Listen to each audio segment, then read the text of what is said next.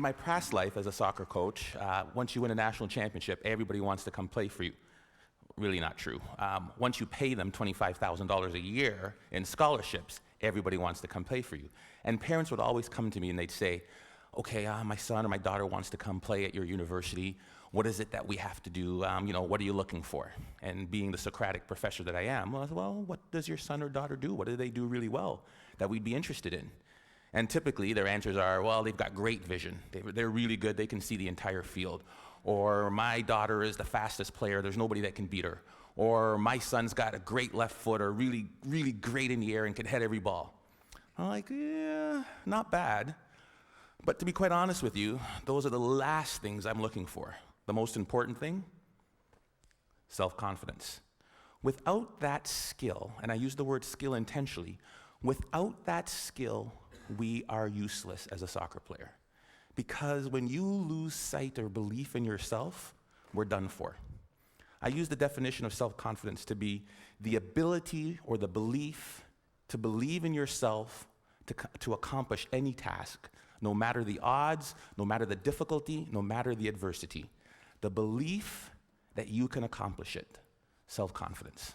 Some of you are saying, great, I don't have it, I'm so shy, I'll never do good. And you start to drag all the way down here. But I use the word skill because I believe it can be trained. And I'll show you a couple of ways in which we do. Hopefully I won't run out of time. I don't use any slides because my speech always goes here, or here, or here. So we'll see which way we get to. The easiest way to build self-confidence. There's no magic button. I can't say, hey, this plane is going down. Who can fly it? Put your hand up. I can. I'm confident. Repetition, repetition, repetition. Right? What does Malcolm Gladwell call it? The 10,000-hour rule. There's no magic button. I recruited a goalie from Colombia, South America one year. Big, tall, 6'3" man. He had hands like stone. I thought he was like Flipper. Every time I throw him the ball, down onto the ground. I was like, oh my God, we're in trouble. Simple solution. Get to the wall, kick a ball against the wall and catch it. Kick the ball against the wall and catch it. His goal was 350 a day for 8 months.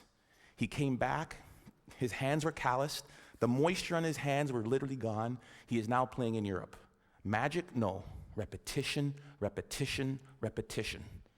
The problem is we expect to be self-confident, but we can't be unless the skill or the task we're doing is not novel, is not new to us. We want to be in a situation where we've had so much pressure in that, and what I mean, because pressure builds diamonds, we want to be in a situation where, hey, I've done this 1,000 times.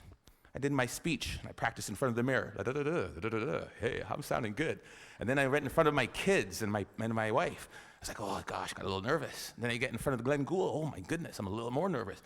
By the time I get to the ACG, where 2,500 people, can't say any more, right? 2,500 people, where 2,500 people are there, I won't have a single ounce of nervousness because of my ability to practice, right? Over and over and over again. The problem with repetition is, how many of us bail after the first bit of failure? How many of us bail after the first bit of adversity? Edison was on that video. And depends who you ask, there's anywhere from 1,000 to 10,000 tries to build that light bulb. 1,000 to 10,000. J.K. Rowling should be on that video. You know how many publishers she took her Harry Potter book to? I believe the number was 12 or 13. I'm pretty confident, but after 2 or 3 no's, I'd be like, dang it. After 6 or 7, I'm like, maybe not. Definitely after 9 or 10, I'd be looking to be a soccer coach or something else beside an author, right? 12 times somebody said no. But practice, practice, practice, and do not accept failure. Maybe it shouldn't be repetition. Maybe the answer should be persistence, because we all repeat something, but very few of us really will persist. So that's one way to build self-confidence. Get out there. Do what you want to do and do not accept no. The other one is self-talk. We all have a self-talk tape that plays in our head. Anybody go shopping and put on a pair of pants this week? If you're a woman, the first thing that always comes, damn, I look fat in these pants. And if you're a man, it's the opposite. Oh God, I have no muscle, I'm so flabby, right? We all have this tape that plays in our head. As a student, if they asked me the question, it was like, oh, gee, please, professor, don't pick me. I don't know the answer. I look down, right? If you're let me tell you something, and the VP of Business Admin is here, so I shouldn't repeat this, but when they hired me as an athletic director, I sat in an architect's meeting, and I am about as dumb as a post when it comes to anything to do with numbers and angles. And they're like, the fundibulator valve of the architectural, what do you think, Dr. Joseph? Let me look into that for you and get back to you. Right? I was saying, oh, God, please don't ask me. Please don't ask me. We all have this negative self-talk that goes in our head. Guess what? There's enough people that are telling us we can't do it, that we're not good enough. Why do we want to tell ourselves that? We know for a fact that thoughts influence actions. We saw it there with the video Sheldon, Dr. Levy showed. Right? We know that our thoughts influence actions. Why do we want to say that negative self-talk to ourselves? We need to get our own self-affirmations. Muhammad Ali, what was his self-affirmation? I am the greatest. Who else is going to tell you? There need to be quiet moments in your bedroom, quiet moments when you're brushing your teeth, that we need to reaffirm, I am the captain of my ship and the master of my fate. That is my affirmation. I came from a school of 1,000 people. I lived in a town of 1,000 people for 15 years. There's no reason that I should be in charge of an athletic department building Maple Leaf Gardens. But I am the captain of my ship and the master of my fate. If I don't say it, if I don't believe it, no one else will. How do you build self-confidence? Get away from the people who will tear you down. There's enough of that. Muhammad Ali, I am the greatest. There is no one better than me. It's a difference between hubris and ego and false pride. It's just reminding yourself in quiet, silent moments. I put it down on a list. It's right beside my mirror, right? About all the things that make me who I am. Because I make enough mistakes, and the newspapers will recognize it, and people around me will recognize it, and they'll tear me down. And pretty soon I'll begin to believe it. There was a time when my confidence was really low. There was a time when I took this job, when I came from Iowa, I don't know if I could do it. I had to bring out my self-confidence letter. A letter I wrote to myself when I was feeling good. Ivan, congratulations on getting your PhD before 40. I am 40, under. Congratulations on winning a national championship. Good job on raising 3 good kids and marrying the right woman. I wrote a letter to myself. It was my own brag sheet, my own letter about the things I was proud of. Because there are moments, and we'll all experience them in our career, in our life, in our job hunting, in our relationships, when we are not feeling good about who and what and where we are.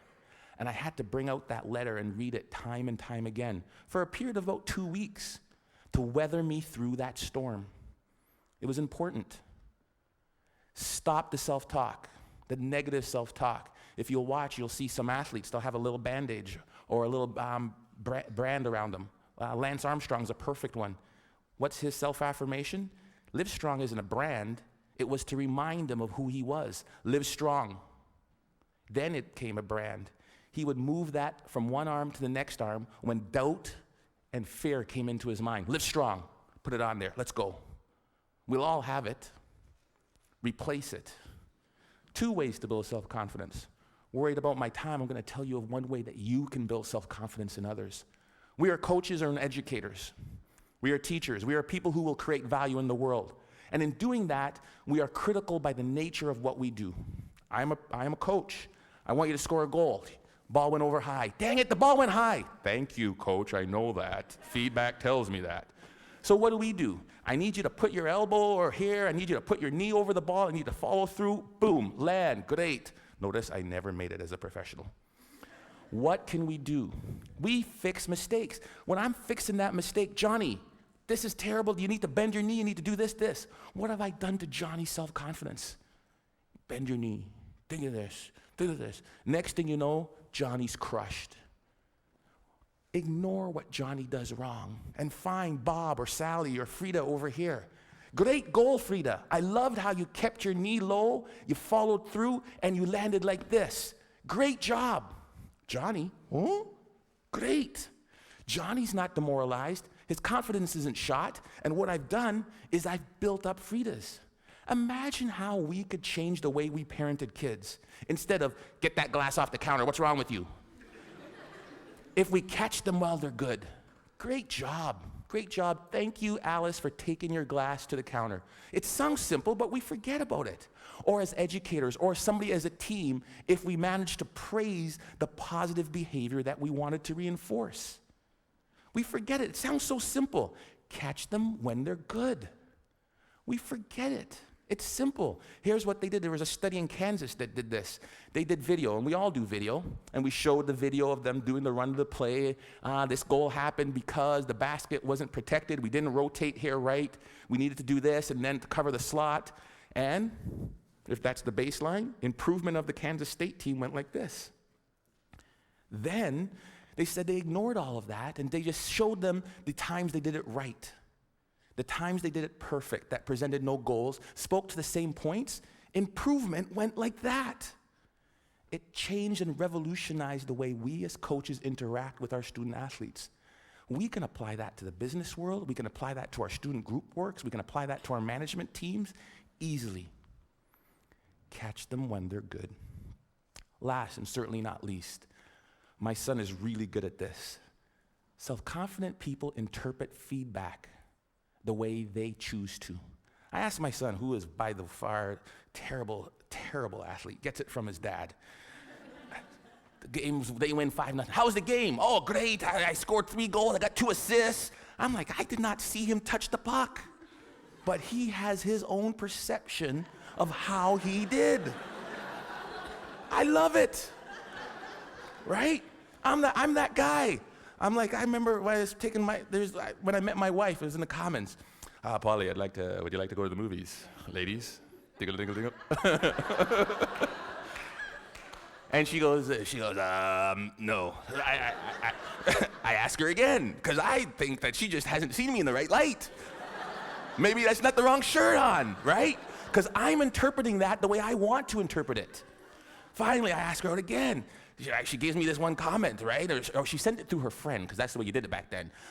She wouldn't date you unless it was the last person on Earth, the hell was freezing over, there was a small chance we had to save the planet Earth. Some people's like, there's no chance. I'm like, you're saying there's a chance. Right? Because that's how I'm going to interpret it. If I could give you one thing to take from this, it is, no one will believe in you unless you do. Listen to the words of that video. Here's to the crazy ones, the misfits, the rebels, the troublemakers, the round pegs in the square holes. We're supposed to be different, folks.